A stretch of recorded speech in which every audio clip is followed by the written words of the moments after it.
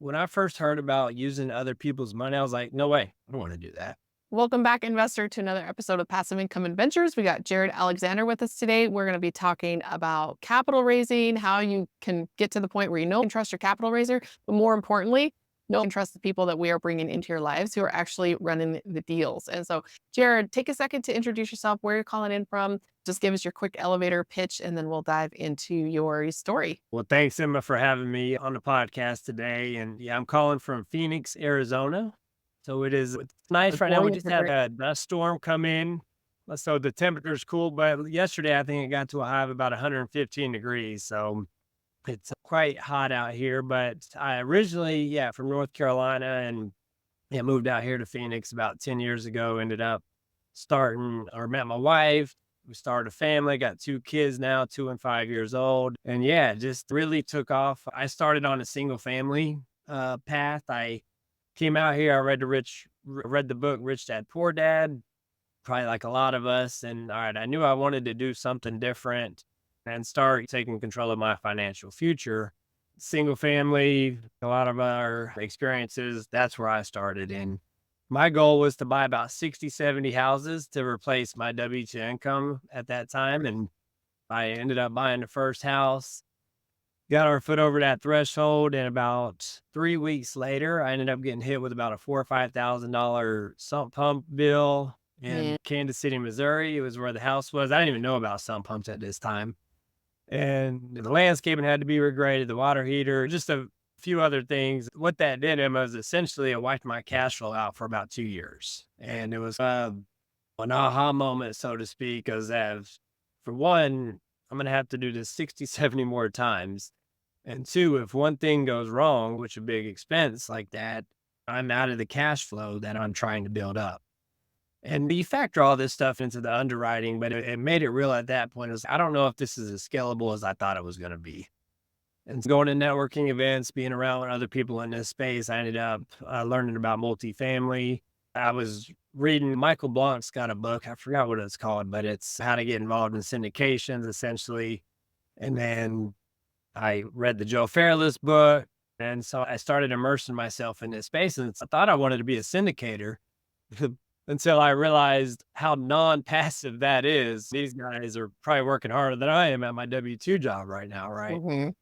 And so anyways, you just put yourselves in rooms and then eventually I come from a sales background and my W-2 job. And so I was figured, all right, what's your superpower? What's sales, investor relations, talking to people. So that's how I transitioned into this capital raising space.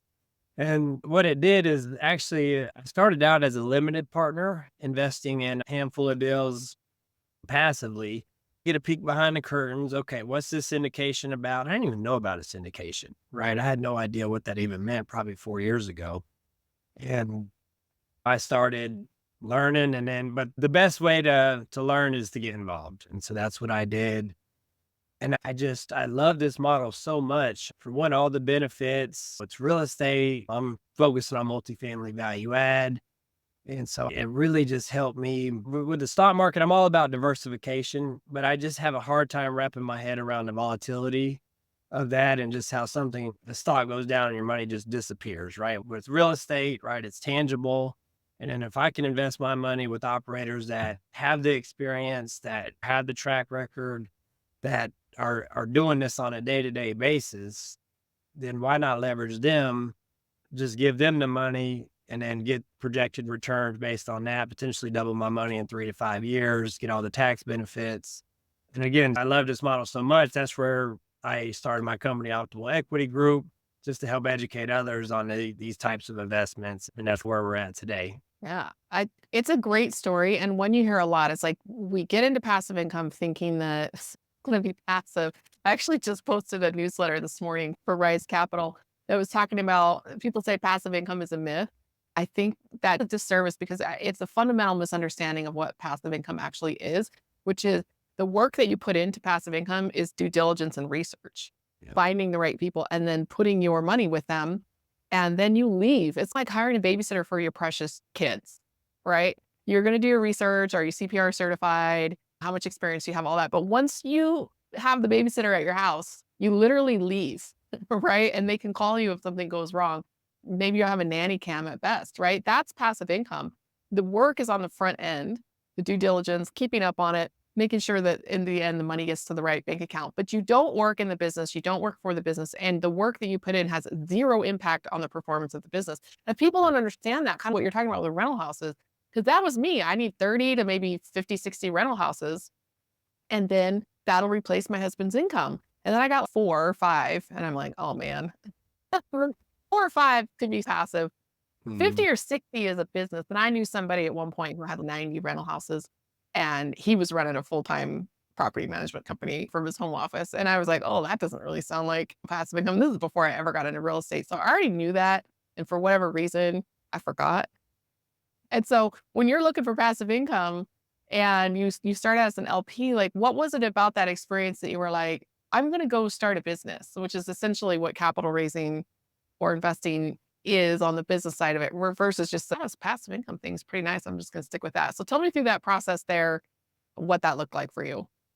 Yes, great question. And it brings me back to first off, my why. My why in doing this is to create more time freedom to spend with my loved ones, my family, my 2 kids.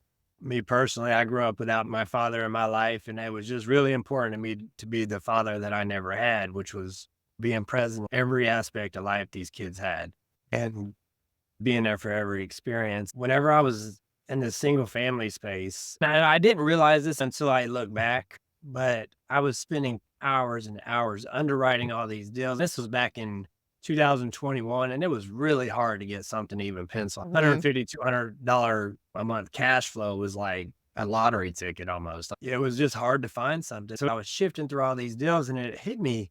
I was spending all this time away from my kids analyzing all these deals when I could just hand it to somebody. And again, like you said, I did the due diligence on that front. I'll actually tell you my first investment. I hadn't really know what syndication was. I heard about it from a buddy, and then I started going to a couple networking events, and that was pretty the extent of what I knew on my education. And I got on the phone with an operator. I printed out a list of 20 questions that I Googled online, right? What do you ask an operator syndicator? What kind of made me feel when I first got on that call is they answered probably 15 of those questions right off the bat without me having to ask them. And it was just walking me through that process. And then I get the deal. I do my due diligence on what I know about the market. This deal is in Phoenix, and Phoenix was just on fire at this point. Still is. It's cooled down a little, but it was when they had a track record. So, anyways, on that first one, we hear it all the time in trust. I built a relationship with the operator, and I had a friend that invested with him as well, which was very helpful. But to your question of why go down this path and start a business out of it, I ended up doing about 5 more deals right after. I'm the type I find something I love and I go all in. All right, I'm in it now. I'm sold. Once I got a peek behind the curtains, really all the due diligence, all the time came up front. Now I'm just getting monthly reporting and a distribution in my bank account every month. And from what I found, this is the most passive that I can possibly be. And I still get to participate in all the, like I was mentioning, the tax benefits. It's multifamily. These are value adds. So it's workforce housing. You mitigate your risk as much as you can and tangible assets. So that just everybody should know about this. Everybody should know about this space and this type of investing. And all we're growing up to learn is about the stock market. Put your money on a four. Hopefully, you have enough money to retire at the age of 60, 65, right? Whenever that is. That's the leading events that led me. And I'm a shout it from the rooftop type of guy. I find something I love. I want to share it with everybody in my circle. That's what I did. Yeah. It's a great way to just jump into it and be like, I'm going to go put my own money here. I'm going to find out what this thing is all about, put my own money in, because you're not asking people to do things that you're not willing to do yourself. You got to eat your own dog food.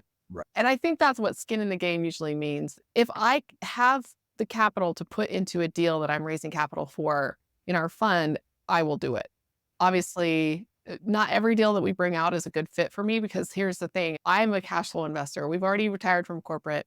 We have to have good cash flow in our deals. And so something that I think is a great deal with taking new construction or a really heavy value add where there's not going to be any cash flow for the first year or two, sometimes I'm really disappointed that I have to miss out on some of our favorite deals in our fund because I'm like, I cannot wait 2 years. Usually, the longer you can delay getting that cash flow, the higher final return you're going to get. And so for me, it's my own investor goals have really shown, have come into play that not every deal is a good fit for everybody. And even for me, the things I was investing in 3, 4 years ago are not what I'm investing in now because once we left corporate, our financial position has completely changed. And so tell me a little bit about what that looks like for you, like your own investing thesis. And does it match up with what most of your investors are looking for? Because when we switched over to cash flow investing, our investor avatar completely changed, right? Like now we're dealing with mostly women in their 50s who want to be investing in debt deals because they are looking to retire. They're 59 and a half, start doing their draws. They don't need the depreciation because they're already in their retirement accounts, looking to do something really safe. And that's completely different from my 40 something guys who are looking for high return equity deals. Yeah. When you bring up a great point, because I think you got to ask yourself that question when you first start out. Are you a cash flow investor or are you a growth investor? Right? Are you looking for the equity? And for me, it's right now, I'm a growth investor. I am still working the W 2, and eventually I will transition full time. I get the cash flow from that. That's a great, and I think you can be both as well, right? You can be a cash flow and an equity and create that diversification in your portfolio. But for me, I'm looking at the growth. I'm helping educate people. This is what we go over in a discovery call. We determine the goals. What are they looking for? Value add doesn't always make sense to investors. I believe it's my responsibility to let them know, hey, it's either is a good fit or it's not. Right. Because I'm all about, and Emma, you seem this way as well. I'm just helping educate others how they can achieve passive income through real estate. Now, part of that education is sometimes we go through that process and it makes sense to invest in one of my deals, right? Which there are some, you get minimal cash flow, and then you get the bigger payout on the back end when the deal goes full cycle or sells. But sometimes you walk them through that process, it just doesn't make sense for their financial situation right now. And so I walk them through that process, figure out what works, what makes sense, and then we go from there. But yeah, as far as to answer your question, right now, I am a growth investor. I got a lot of time freedom. I got a lot of freedom in my W-2, so I got time to work on a business and do other things. So that's where I'm at right now. And so let's talk a little bit more about what you just said there, because the question I had earlier on when you were talking about reading Rich Dad, Poor Dad, a lot of people read that book and find it to be life changing. I don't know, I think I was like 25 when I read that book, and I did not find it to be life changing. And I think the reason why is because my grandpa was a stock investor and was living off of his stock portfolio and his military pension. And so from a very young age, I was growing up like, duh, you want rental houses, you want assets, you want stocks, you want to be living off of your distributions. And so for me, that whole book just felt that's what everybody wants. And so I found that it didn't have a lot of information that I could actually act on and go implement. And so I was probably 40 before I bought my first rental house or did anything because I had gotten to the point where I'd given up and I thought, okay, maybe this lifestyle is not for me. Maybe this passive income or this asset based approach that he has is not for me because I didn't ever have enough money to go out and actually do anything. And I didn't really have a direction of what to do. So can you tell me a little bit more about what Rich Dad Poor Dad had in it that really appealed to you and feel like that put you down a rabbit hole of more information? And I'll even one up here a little bit. After I finished reading it, I was talking to the person that loaned me the book, and he was just going on about how amazing it was, how great it was. And I said, I just didn't think it was that great. Like, I don't even know what to do. What next? He said, oh, I bought his course. And this is back when they got a workbook with the tapes. And he loaned me the whole course. I listened to the whole tapes. I did the little workbook. And I got to the end, and I was like, I still don't know what to do. And then I went and started looking into the Rich Dad education, and that's what everybody talked about. Oh, you get into $3,000, and then they sell you a $10,000 program. And so I was very disillusioned after those two first experiences. And there was no bigger pockets back then. There really wasn't. I didn't even know what a RIA was.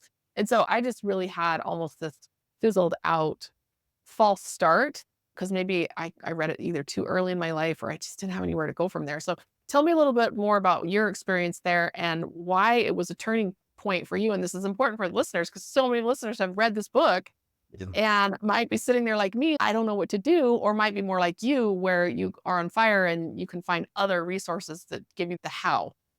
Yeah. So I'm going to answer this question. I'm going to go back a little bit and just highlight kind of my childhood. And you mentioned your grandpa. Your grandfather is, I remember whenever I was probably 10 or 11 years old, I was on my grandfather's tractor and we were digging ditches for the utilities on his commercial property that he owned. Right. And I always, that image just sticks out to me as a little kid. But then the next thing I remember about that is my grandpa moving out to Arizona, which again is where I'm currently at now, when he was 50 years old and he retired as a result from the cash flow on that commercial property. Right. And then my mom owned some single family homes. I think my grandpa even owned a couple single families as well. But that stuck out. But whenever I graduated college, my grand and that commercial property actually owned a flooring business as well. And so he ended up passing that down to my mom. And I eventually went to go work right out of high school installing and eventually got into sales. But I thought I was always going to take that over. And so I always had this entrepreneur bug in me. I was cutting yards at a young age, things like that. But I thought I was going to probably take over that business at some point. So I knew the traditional route wasn't necessarily for me. But then I started making some quick money right out of high school. I'm getting a good paycheck with installing, and then I go to sales, and I'm like, oh wow, you can even make more money. And for me at this point, unfortunately, when I got around installation crews, a lot of them like to party. So I went down that road a little bit and probably partied a little bit too hard.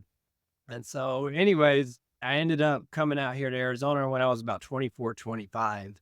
I came out here with a duffel bag. I actually had some carpet tools on the installing side, and that was about it. I just was making a fresh start out here. And once I ended up getting another job at this flooring company in sales and started creating some income there. And then again, so now back to your question of the rich dad, poor dad. So I met a friend out here, actually a friend, you probably know him, Randy Smith. And Yeah. we were hanging out. He recommended this book, Rich Dad Poor Dad. And this is the first time I heard about it. And when I read that book, for me, everything, all that past experience from what I saw my mom and more so my grandfather, it just clicked. Cause for some reason, I still had this mindset of I'm going to be working just day in, day out on whatever it is, till I'm 60, 65. And I was just 401k and that kind of got ingrained because I really didn't have much financial education and up until that point. And so whenever I read that book, I'm like, for one, real estate's the answer, even though it's not a real estate book. It's classified as that. A lot of people, when they hear real estate, they think of Rich Dad, Poor Dad. And it just made sense.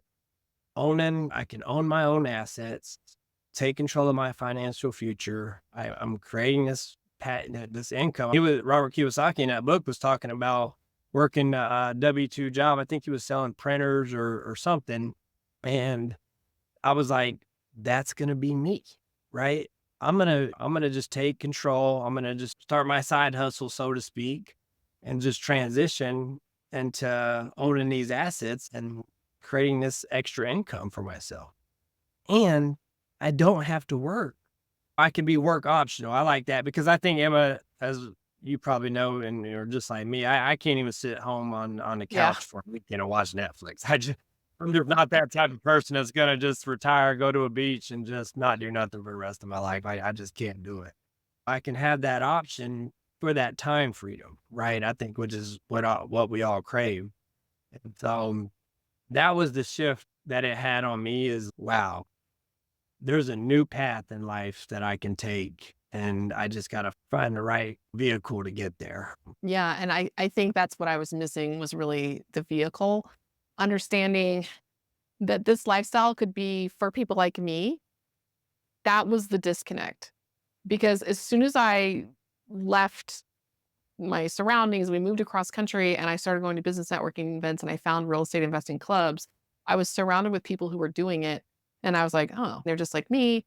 They're no smarter. They are sometimes from even worse backgrounds, poor backgrounds, poverty, and they're still making it work. And I just remember thinking, like, where have these people been all my life? And what's the funny thing is when I look back, right after I started getting active on social media with all of this investing stuff, because like you said, you're buying by 30, 40, 50, 60 houses. I don't have the down payment for all of that. And so you have to raise capital to be able to do that. And so I was like, if I'm going to raise capital, I might as well raise capital for commercial and give up the single family house thing. But originally I was raising capital and just getting online more and talking to people. And all my friends from Austin were reaching out like, oh, I've got 40 rental houses. I got an apartment building downtown, or I own the mall or hotels. It was crazy. The people that were coming out and telling me that they were doing this and had no idea when I lived there because they were in my network, but they were like my friends, my kids have friends' parents or people I knew from the neighborhood or church, from school or homeschool groups or things like that. And we just never talked about finances or investing or real estate or any of that because Mhm. and some of them I spent a lot of time with and it never came up because we were just really talking about kids and sports and dogs, right? We Right. weren't talking anything about business or real estate. And Right. I just made me realize like I've been having the wrong conversations all these years because I thought I didn't know anybody who was in this situation. And it turns out I knew a lot of people in that situation.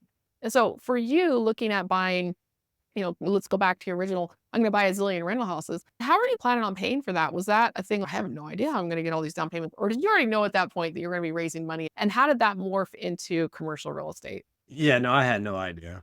I did not. Yeah, we had the first house I bought, it was a $75,000 house. So it was probably a 19, $21,000 down payment, which we had. And then I started, okay, I wanted to do another one right after that, even though with that experience. And just to highlight, I'm not saying with single family you can't make money because we sold that a year later and made some money on the equity there.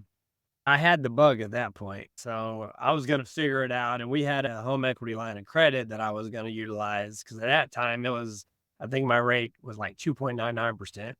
So, I was like, "I'm gonna take advantage of this," and then we just kept looking and nothing was really making sense that I'm gonna borrow against my primary to cash flow. A lot of these, am I getting that $200 one was like a needle in a haystack from what I was finding. Most of these were 50, $100. You had to put a lot of money down for it to cash flow. And so whenever I got to that point, I didn't even think about raising. I'll be honest with you, Emma.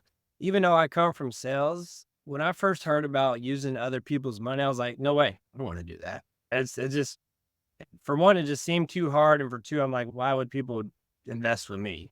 It wasn't even a thought. Maybe this could possibly work until I started getting into the syndication space and how much you can scale and how other people want to take advantage. Once I did those first passive investments, I'm like, I just gave my money to somebody. Why wouldn't somebody give their money to me? Me be a good that place it in an asset or an investment that's going to produce them some cash flow.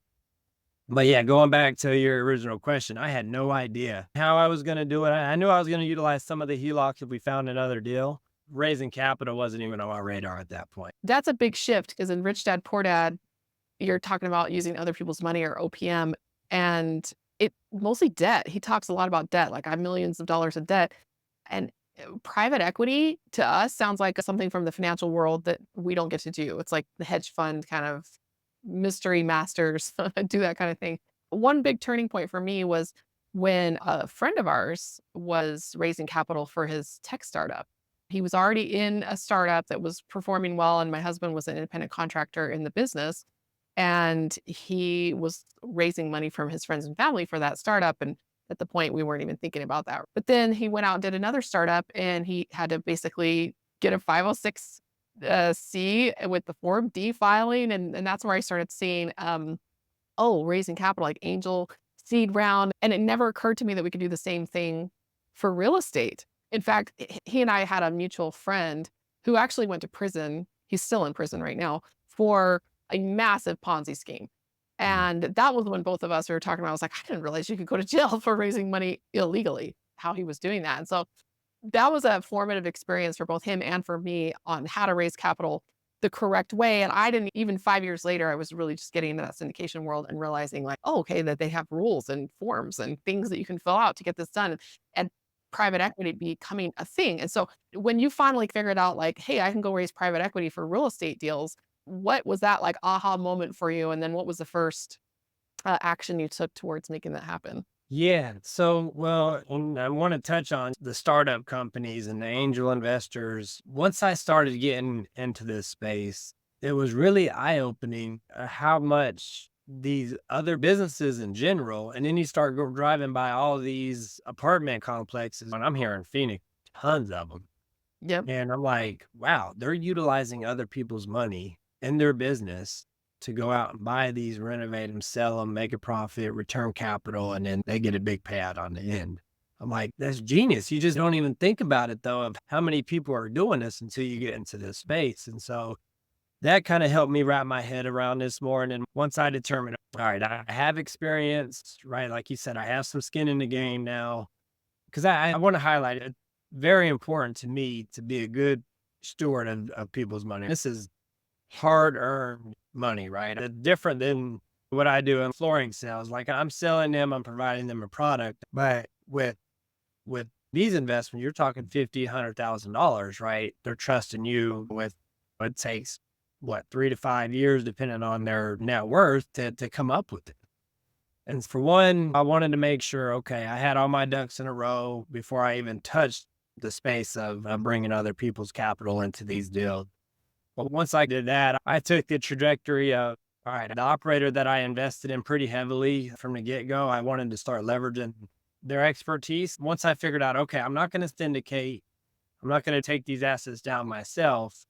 I'm going to utilize other people's expertise and experience to bring investor capital into those deals. And once I started learning of what we call the fund to fund model, essentially, I'm a fund manager partnering with these other syndicators. Why not just utilize their expertise, their track record? They're buying markets like Phoenix, Dallas, now Charlotte, North Carolina. And so they're hot markets, population. You look at all these factors, and I can go into the reason why a little later if you want to. But yeah, that was the thing that got me involved. And it was like, why should I invest in this deal? And I did.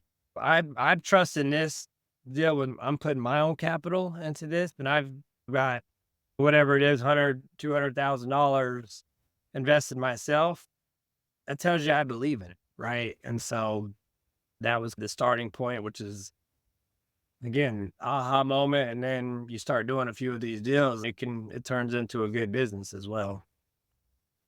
Yeah, it's an opportunity that the SEC has tried to open up for smaller fundraisers to be able to get into the game, not only so smaller fundraisers can raise money, but also the smaller businesses have better access to capital. So I've been watching these rules change, even just in a couple of years since I started doing it. So the Jobs Act of what was it, 2012, and everything came into place like 2013, 2015, as these changes were implemented. And then again, a lot of big changes in 2021, and just making it easier for smaller businesses to get at capital and making it less risky for investors to be able to get into these kinds of deals. I think it's been a huge change, but I'm watching the economy right now. I don't know if we're officially in a recession, but I saw a poll recently that something like 99% of economists agree that we're in a recession. And what we're seeing is a lot of people who got caught up in the ease of the syndication model coming more into the forefront, and deals are struggling, either not performing or some of them have lost to the original capital even. And people are feeling a little bit nervous. They're getting pretty scared. And for us, that's one of the reasons that we added private lending in for people to keep their money moving and something a little bit safer while we're figuring out what's going on in commercial real estate. And so, how have you been watching what's going on in commercial real estate specifically after COVID and with the interest rates rising and loans coming due? Because we don't get 30-year mortgages in commercial real estate. Like we got to deal with loans pretty frequently. How are you finding that your investors are handling the economy, and where's their mindset with some of them are giving up on all this passive income dream, and some of them are like, no, this is the time to buy because everything's going on sale. So what are you seeing in your investor base right now as all this stuff is coming out? Yeah, well, I think you just touched that in that last line is now is the time, right? What is that Warren Buffett quote? When others are fearful, jump in. When others Yep. Yep. are greedy, run away, right? I know Hmm. I totally botched that, but that's essentially what he was saying. And just give an example on this last deal, I just partnered with this operator. We got a 27% discount from where it was 18 months ago on a 247 unit complex, right? That's pretty significant. Just simplifying as much as I can to my investor base is, hey, you go to the store and you got an item that you want to buy and it's 25, 27% off. Are you not going to buy that? most of them are going to say, no, I'm going to buy it. That's where we're at right now in the real estate market. We're seeing a lot of discounts. I'll be honest, as I'm sharing my previous experiences on these 21, 22 deals that I personally got involved in and say, hey, because I want people to understand again, it's their hard earned money, the risks that are involved in this. Obviously, worst case scenario, you could lose all your capital. Just on some of these deals I'm in, the operator did everything to a T. They did everything they said they were going to do. Of course, nobody saw the interest rate hike coming the way it did. And as a result of that, now thankfully I'm with a good operator. They haven't had to do any capital calls or short sales or anything like that, but they have like pause distributions. And now for me as an investor, I understand that. And what I look for is that communication from an operator. Hey, just get out in front. Don't hide behind the curtains and just communicate with me where we're at in the deal. We're still getting a monthly reporting on everything that's going on. And I think they did like a 2-hour webinar on the state of their portfolio after all this, which as an investor puts my mind at ease. But now, yeah, it did stop distribution. But you want to help other people understand that we can't control where the market goes or where it might end up. So I'm helping educate people around that. But now, hindsight 2020, am I right? I wish I would have held on to some of that capital and put him into these 2024 deals now that we're seeing, because I think in 3 to 5 years, these are going to turn out really well. That's what I'm following all the economists and watching the Peter Linneman report and all that, and just keeping an eye on where everything's going. But you know how it is. Got 10 different people that are quote unquote experts in this field, and 8 out of 10 of them are saying different things. So you never know, what to believe. But I'm back to the simplified version of it is it's real estate. It always goes up over time, right? Be smart about who you're investing with, do your due diligence, obviously, but you just got to sit and wait. This is not a get rich quick investment. Mhm. This is long-term wealth building. So those are the Yeah. conversations we're having. It's tough when there's been a loss, when we don't follow the basic advice of buy low, sell high, because at the top of a market, I'm a dollar cost averager and I'm not going to try and time the market. That's one of the reasons I don't like the stock market, is because I feel like I can't beat the index.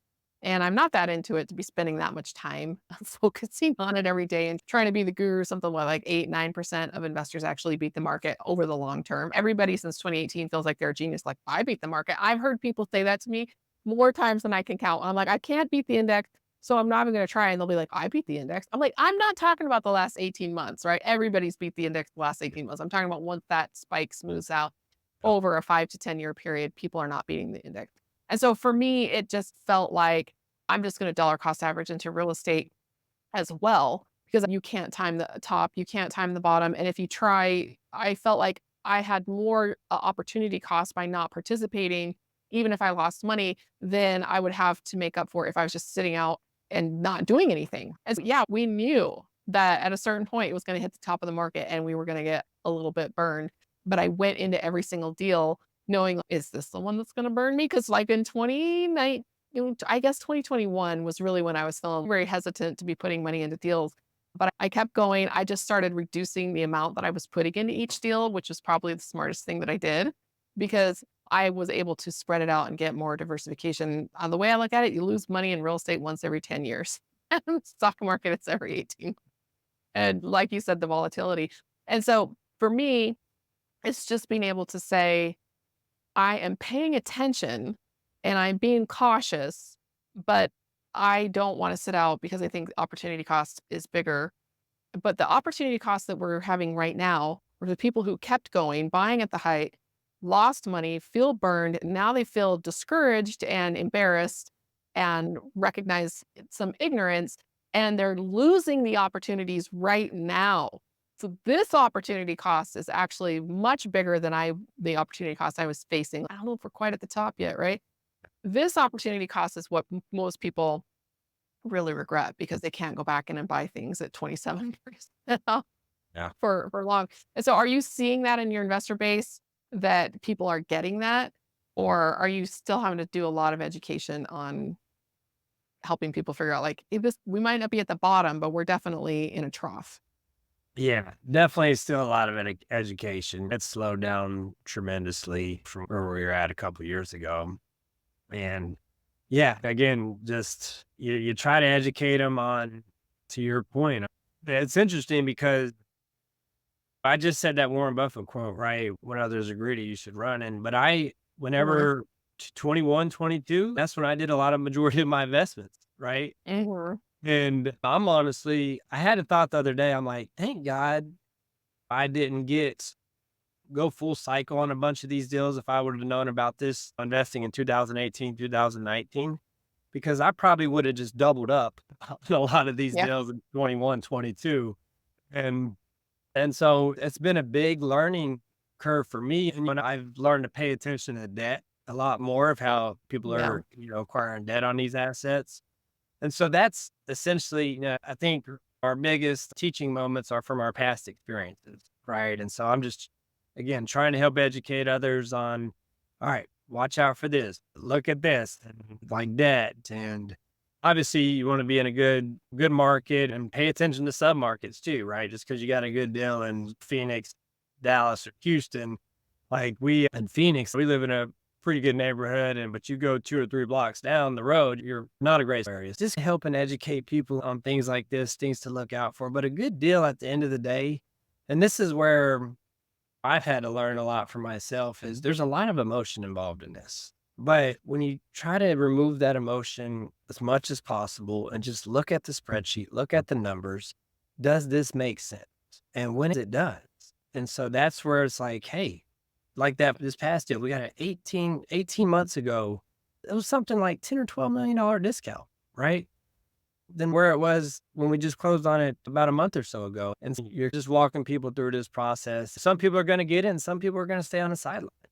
But yeah, I mean, the fear is definitely out there. And of course, we're coming up on an election year and Yeah. God knows that's all crazy right now. I don't even know if you want to get into that, but yeah, just the fear is out there. So it's definitely a lot harder to raise capital than it was. Yeah.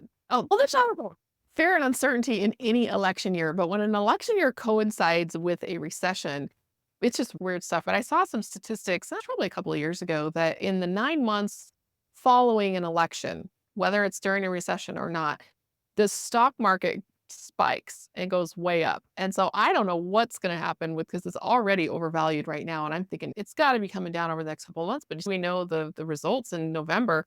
So December, January, it tends to spike up again on those stock markets and rates. And I haven't been able to find corresponding data with real estate because it's not as volatile and so it's not as reactive to some of these shorter term instances. But I feel like right now everybody has the stock market scaries a little bit and they want to take some money off the table and put it into real estate. But the biggest thing holding them back is they don't know what they're looking at. Because in the stock market, it's easy to just say, I'm going to invest in an index fund and I don't have to know anything about business. I know you can't beat the index, so I'm just going to diversify. But then when they get their first pro forma or their first pitch deck from real estate deal, they're like, I have no idea what I'm looking at.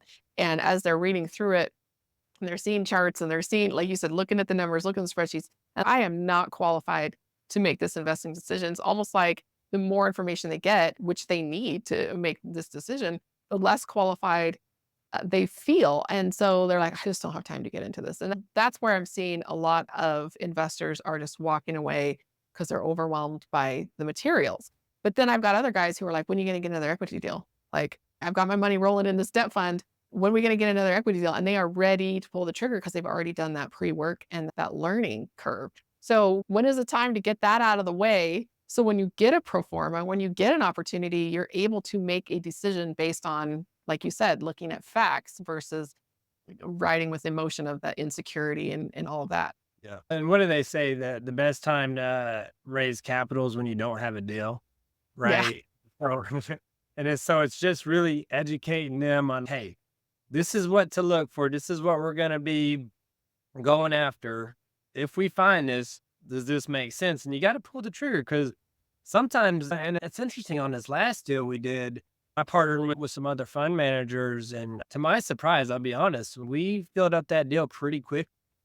Some of these previous ones were going out all the way to close. And so, yeah, you want to get that urgency in there as well. But, and then Two, if you're investing through a self-directed IRA, which I'm sure your listeners are probably aware of that. I'm sure you've discussed that on here. That's a process as well of making sure all your ducks are in a row so you can be ready to make a decision. Because on this last one, I even had a couple investors that were just getting it down to the wire. I'm like, no, we got to get this going, but you're working with, you got a lot of different moving parts there. So it's, yeah, just that education. It's definitely a lot of moving parts. If you're looking at ease of investing, the stock market index definitely wins in that Yeah. category. You log on to your M1 or your Robinhood, you link it up to your bank account, you throw some money in it every once in a while. There's really no paperwork. And again, if you're an index investor like I am, you don't even need to look at the it's I don't even check it. So Right. ease of investing definitely is a huge difference. So the roadblocks that we have, do you have your accredited investor letter?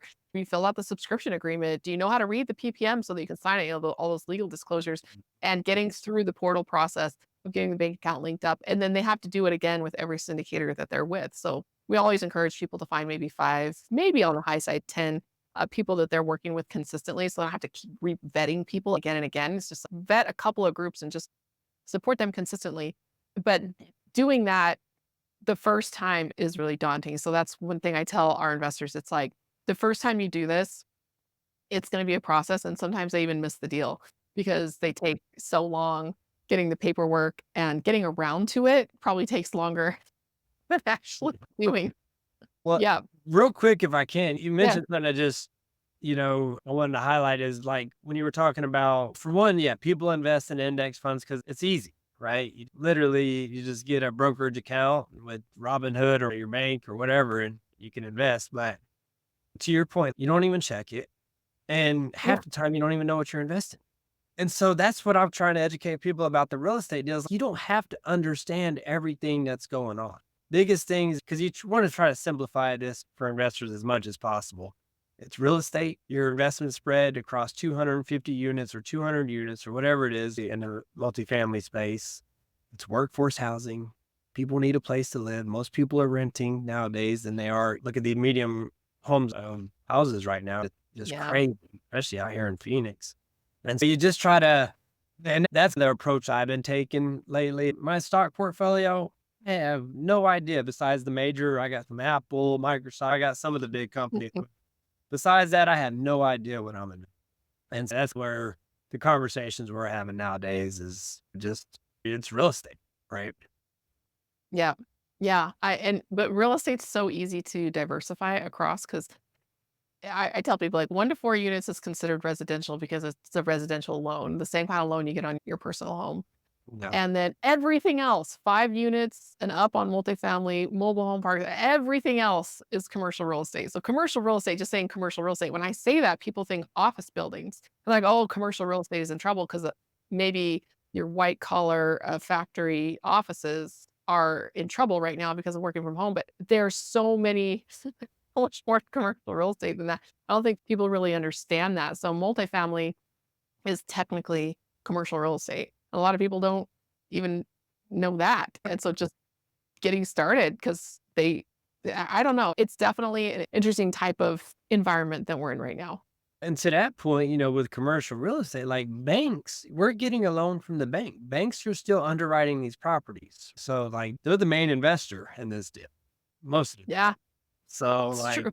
you got to go based on that too. They're not just going to invest in any deal out there. So they're doing their due diligence as well. So yeah, anything to try to help ease the mind and just provide that peace of mind to investors. Important to take the financial situation of each investor in. We had somebody came to our debt fund recently and said, I need cash flow. I'm retiring. I've got $2 million and I just want to keep it rolling for cash flow.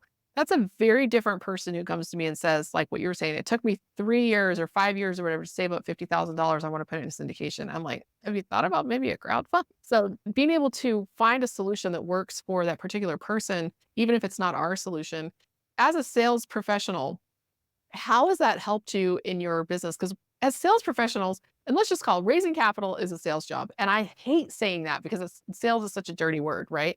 But it's a problem solving type of a job. And we all learned at Miracle on 34th Street, if we don't have the product, we're going to send you down the street to I don't Gimli or whatever the name of that store is.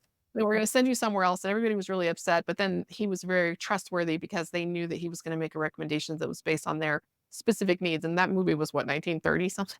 I don't remember. And people still think that sales is high pressure and getting people to buy things that they don't want. So, as a sales professional, how are you able to present opportunities to your investors and vet them out or qualify them to see if they're even a good fit for what it is that you're selling? And then say, hey, if this is not a good fit, maybe go try a crowd fund, or maybe even with us with the debt and the equity in the same fund, we have to help people figure out like which deal they want to be in and which deal they're better suited for. Yeah. Well, and again, to your point, a lot of people, they do get a bad rap, or salespeople get a bad rap because they think they'll used car sales, right? Just that they're going to pressure. Who here likes going to a car lot? I don't even like going to a car lot. Like, just back away. And with that said, my process is, and what's worked for me in my W-2 job and also raising capital in my business is, how can I add the most value? I think if you really go and just simplify it to a T, if you go into it with a heart of service, how can I help this client or this investor get what they need? And sometimes my product just doesn't make sense. And I think it's my responsibility as a salesperson to tell them that. But sometimes it could be like, to your point, if somebody's got a $2, $3 million sitting around and equity might not make sense to them, like these value add deals. Like, hey, why don't you talk to Emma, who's got a debt fund that's going to get you 8 to 10% cash flow on your money? And so it's just a matter of just having these conversations. I think I can really simplify that answer, Emma, is just when I go into it with, what is this client looking for? What does this investor need? What are their goals? I call them like discovery calls, right? We sit down and tell me about you, where you're at, what's your portfolio, what are your goals, what's your why essentially, and what you're doing. Do you want to get out of your W-2? Do you love your W-2? Are you younger and just wanting to build wealth for your family? Just starting out, I want to make sure they have money to invest. And even though they tell me they have $50,000, I want to make sure they don't need that money to pay their mortgage, their rent, whatever. So that's the process we're going through. And I'll be honest with you, I've been in sales probably now 15 years or so, 13, 15 years. I've tried a lot of the technique.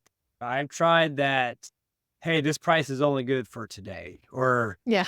just all these closing techniques. And yeah, I got some sales from it, but more so than not, I lose out on so many when I'm trying to manipulate the customer or the investor into doing what I want them to do. Whenever I've gone to just back, how can I help them? And not be worried about because people smell that desperate. When a person comes in, they're just desperate for capital, desperate to get the sale. Like, they pick up on that. There's an energy, there's a frequency in the room that clients pick up on. And if I can just position it as, well, for one, I think raising capital, we have a lot to offer our investors. I really, truly believe, well, I'm jumping all over the place, but it just reminded me, I heard Ed Milet say this. You have to make them believe that you believe in what you're selling, right? Bottom line, you have to believe in what you're selling. And me, I truly believe that I have a great opportunity for this person that I can really help build generational wealth with, really put them in a great financial position in 10 years, not in 6 months, right? And those are the conversations we go through. And when you do that, you're going to be well taken care of. I can tell you, doing that right there has got me, I've been the top person in sales the past 4 years at my company. And it doesn't seem like I'm doing that much different than what the other people are doing, but it's just working out. Right. Yep.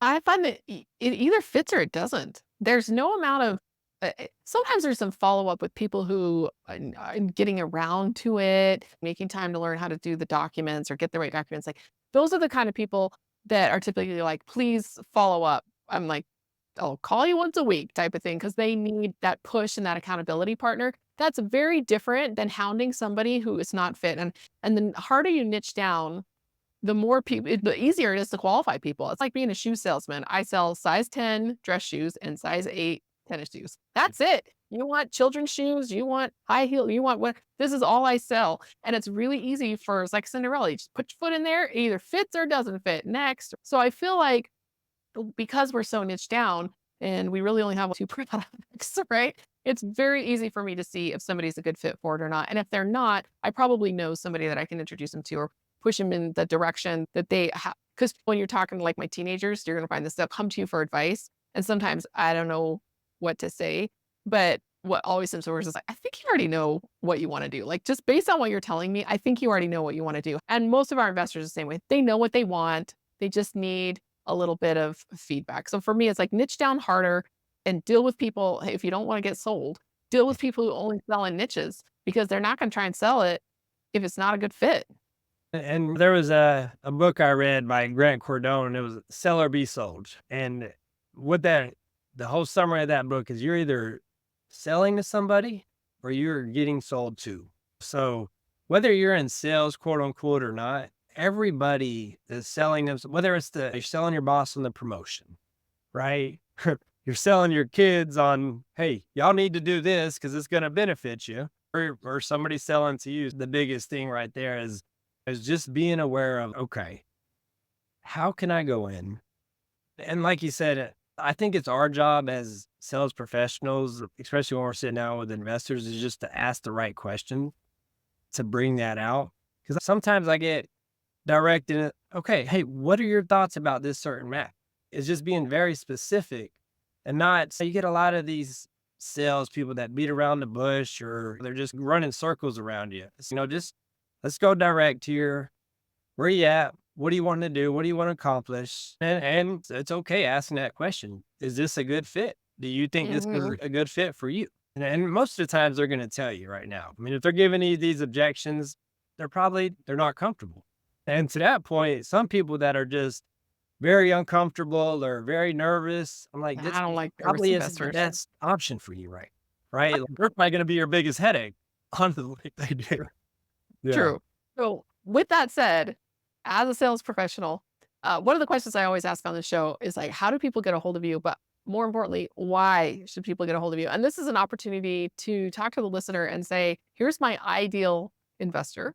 If that's you, let's have a phone conversation. And if you're somebody's ideal client, then you're not going to get sold because what we're doing is a fit, like it's working, right? If you're not the ideal client, then we're not going to sell you because we got nothing to sell. We don't sell size 7. Right. Right. So how do people get a hold of you after the show so that they can network with you, learn from you, and most importantly, what type of person are you best able to help? Yeah, thank you, Emma. So, yeah, as far as getting a hold of me, you can just go to my website, optimalequitygroup.com. There's a link there. You can schedule a call with me. You'll get my calendar. Just find a time that works. And we also have a free ebook on there as well, which is really just going through my experience, which we highlighted a little bit today of how I got started and how somebody else can get started in this space when you're just looking at is apartment syndications a right fit for you. And then talks about that from the experience of like my avatar is what we call it from a sales professional point of view. So and those are the investors that I'm typically looking for is people like me that are possibly still working a W-2 or just getting out of that, have some money they want to start putting toward their financial future. Love to sit down and have a conversation with them. And then I'm also on LinkedIn pretty heavily and Instagram as well. I'm working better at the Instagram part, but LinkedIn is where I'm most active. Yeah, I always love the material that's directed at sales professionals. So my partner, Lais, is a sales executive, tons of sales experience at a Fortune 250 company, and her ideal client is a sales professional. Watching the way that she works is completely the opposite of how you think sales should go because everybody that she's talking to or selling to are also sales professionals and they know all the tricks. They can see through it all. And so when we're doing calls or follow ups and things like that, she's just having conversations. She's just sitting there, okay, Yeah. you said follow up in a week or 2 weeks. So you could talk to your brother in law, your pastor, pray about it or whatever. She knows who's a fit like that. She Yeah. knows who needs to go into long-term nurturing versus short-term accountability. Like I was talking about, people are just like, I need some help getting through the portal paperwork. But she's just chit-chatting, having conversations and making sure that people have the information that they need and that they're well qualified. And I'm like, this is just a conversation. How are you so good at sales? How do you close so many deals? And I spend time making sure that the person on the other end actually needs what I have. Yeah. And if they don't, I direct them to someone who does have what they need. And that's the difference is just making sure that time is spent with people who can actually be helped by what you do. And Yeah. it's been very eye-opening and refreshing for me. The qualification and do what you say you're going to do. Like, you'd be surprised how many people don't do that. And when you just do what you say, people appreciate it. Oh, Yeah, definitely true. If you say you're going to call somebody back, call somebody yeah. what you say you're going to. 'Cause I know I've gone with like realtors or things like that, people who just follow up because I'm like, if they're going to follow up with me, not in an annoying way, but they're just really good about doing what they say they're going to do and they're organized and they're on track and they call me back when they said they were going to. Sometimes I'm like, this is the kind of person I want to hire to sell my house or to do whatever. Because if they're this organized and they're this on top of things, then they're going to do a good job for whatever it is I need them to do a good job for. Yeah. And it makes a difference. Probably the most important thing to me is people who do what they say they're going to do. Yeah. A lot of people talk a lot of big game and even their experience, but when they tell me they're going to do something and then they don't do it, it's almost like a secret test. It is.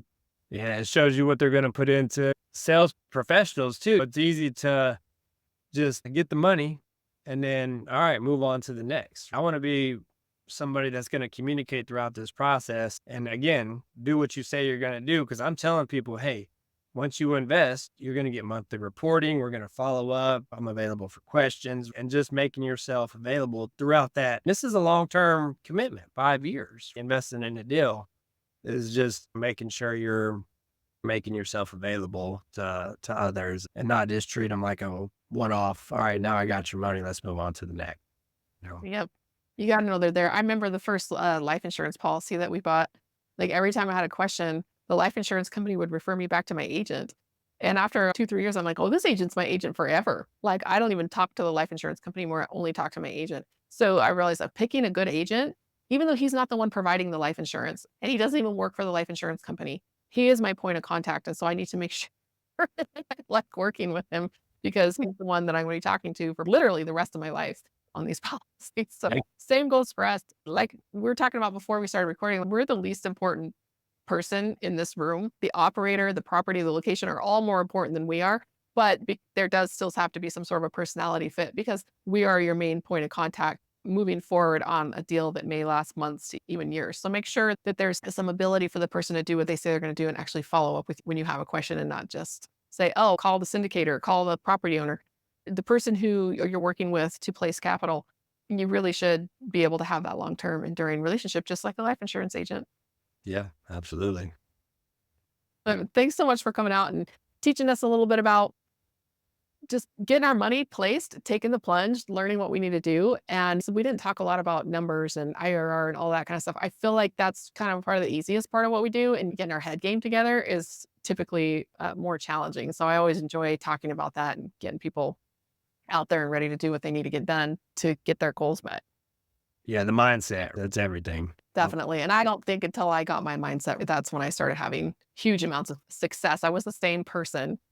And like I said, my network of people didn't even make that much difference because I had that network already. I just didn't even know it. When I adjusted my mindset is really when I started having success and thinking about things in a little bit different way. So thanks for coming in and educating us. Be sure if you want to jump on Jarod's calendar, jump on my calendar, just we got the website link down in the description. You can go to investwithemma.com, get straight onto my calendar. Be sure to check out our free weekly investing club where we actually look at deals. So Jarod, if you have a deal you want to come to present to us at a club on Monday night, just let us know. We meet every Monday, 5 o'clock Mountain for networking and just deal evaluation. So if you need to get your head wrapped around the IRR and cash on cash return and all of that kind of stuff, that's what we cover pretty in depth every week at our Monday night meeting. We're looking to do real deals in real time. It's not just a case study. We actually look at deals that we might consider investing in. And so there's nothing better than learning by doing in order to actually get to the point where you're ready to take some action. So we'd love to see you in that group. Go to riseclubcapital.com if you want a little calendar reminder there.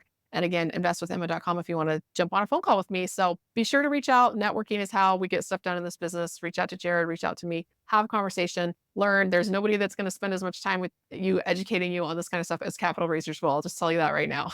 With me, use the free phone call and just get as much information as you can so that we can help you make the right decisions for you. And be sure to reach out and tell us about your passive income adventure dreams, and we'll see if we can help make it happen. Awesome. Thanks, Emma. All right. Until next time.